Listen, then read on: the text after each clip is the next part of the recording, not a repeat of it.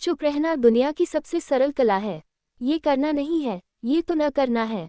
यह मुश्किल कैसे हो सकता है? मैं तुम्हें आलस्य से आत्मज्ञान का मार्ग दिखा रहा हूँ। इसे पाने के लिए कुछ भी नहीं करना पड़ता, क्योंकि यह आपका स्वभाव है। तुम्हें ये पहले ही मिल चुका है। आप बाहरी व्यवसाय में इतने व्यस्त हैं कि आप अपना स्वभाव ही नहीं देख पाते। आपके भीतर गहराई बिल्कुल वैसी ही है जैसी आपके बाहर है, सौंदर्य, मौन, परमानंद। लेकिन कृपया कभी कभी अपने प्रति दयालु बने। बस बैठ जाएं और शारीरिक या मानसिक रूप से कुछ भी न करें। आराम करें, अमेरिकी तरीके से नहीं, क्योंकि मैंने हाउ टू रिलैक्स शीर्षक वाली बहुत सी अमेरिकी किताबें देखी हैं। शीर्षक ही कहता है कि आदमी विश्राम के बारे में कुछ नहीं जानता। कोई कैसे नहीं है। हाँ, ये ठीक है, कार की मरम्मत कैसे करें, तुम्हें कुछ करना होगा। लेकिन जहाँ तक विश्राम की बात है, ऐसा कुछ नहीं किया जा रहा है। बस कुछ मत करो। मैं जानता हूँ कि शुरुआत में आपको ये थोड़ा मुश्किल लगेगा। ऐसा इसलिए नहीं है क्योंकि विश्राम कठिन है, बल्कि इसलिए है क्योंकि आप कुछ करने के आदी हो गए हैं। लत छूटने में थोड़ा समय लगेगा। बस रहो और देखो। होना करना नहीं है, और देखना भी करना नहीं है। आप चुपचाप बैठे रहते हैं और कुछ भी नहीं करते। जो कुछ भी हो रहा है उसे देखते रहते हैं। आपके मन में विचार चलते रहेंगे, आपके शरीर में कहीं न कहीं तनाव महसूस हो रहा होगा, आपको माइग्रेन हो सकता है। बस साक्षी रहो, इसके साथ तादात्म्य मत बनाओ। देखो, पहाड़ियों पर दृष्टा रहो, और बाकी सब कुछ घाटी में हो रहा है। यह एक कुशलता है, कोई कला नहीं। ध्यान कोई विज्ञान नहीं है, यह कोई कला नहीं है, यह एक आदत है। बस इसी तरह आपको बस थोड़े से धैर्य की आवश्यकता है। पुरानी आदतें जारी रहेंगी, विचार तीव्र गति से चलते रहेंगे, और आपका दिमाग हमेशा व्यस्त समय में रहता है, ट्रैफिक हमेशा जाम रहता है। आपका शरीर चुपचाप बैठने का आदी नहीं है, आप करवटें बदलते रहेंगे। चिंता की कोई बात नहीं। बस देखें कि शरीर डो रहा है और घूम रहा है, और मन चक्कर लगा रहा है, विचारों से भरा है, सुसंगत, असंगत, बेकार कल्पनाएं, सपने। तुम केंद्र में बने रहो, बस देखते रहो।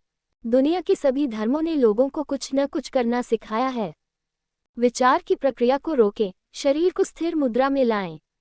योग यही है, शरीर को स्थिर रहने के लिए मजबूर करने का एक लंबा अभ्यास। लेकिन एक मजबूर शरीर अभी भी नहीं है, और सभी धर्मों की सभी प्रार्थनाएं, एकाग्रताएं, चिंतन मन के साथ ऐसा ही करते हैं। वे इसे मजबूर करते हैं, वे विचारों को चलने नहीं देते हैं। हाँ, आपके पास इसे करने की क्षमता है, और यदि आप कायम रहते हैं तो आप विचार प्रक्रिया को रोकने में सक्षम हो सकते हैं। लेकिन ये असली बात नहीं है, ये बिल्कुल नकली है। जब शांति अपने आप आ जाती है, जब आपके प्रयास के बिना मौन उतर आता है, जब आप विचारों को देखते हैं और एक क्षण आता है जब विचार गायब होने लगते हैं और मौन घटित होने लगता है, वह सुंदर है। यदि आप पहचान नहीं करते हैं, यदि आप साक्षी बने रहते हैं और आप नहीं कहते हैं, यह मेरा विचार है, तो विचार अपने आप रुक जाते हैं। तुम यह मत कहो, ये बुरा है, यह अच्छा है, ये वहाँ होना चाहिए और ये वहाँ नहीं होना चाहिए। तब तुम दृष्टा नहीं हो, आपके पास पूर्वाग्रह है, आपके पास कुछ निश्चित दृष्टिकोण है। देखने वाले के पास कोई पूर्वाग्रह नहीं होता, उसके पास कोई निर्णय नहीं होता। वह तो बस दर्पण की तरह देखता है। जब आप दर्पण के सामने कुछ लाते हैं तो वह प्रतिबिंबित होता है, बस प्रतिबिंबित होता है। कोई निर्णय नहीं कर सकता कि वह आदमी कुरूप है, कि वह आदमी सुंदर है, कि आहा, तुम्हारी नाक कितनी अच्छी है। दर्पण के पास कहने को कुछ नहीं है।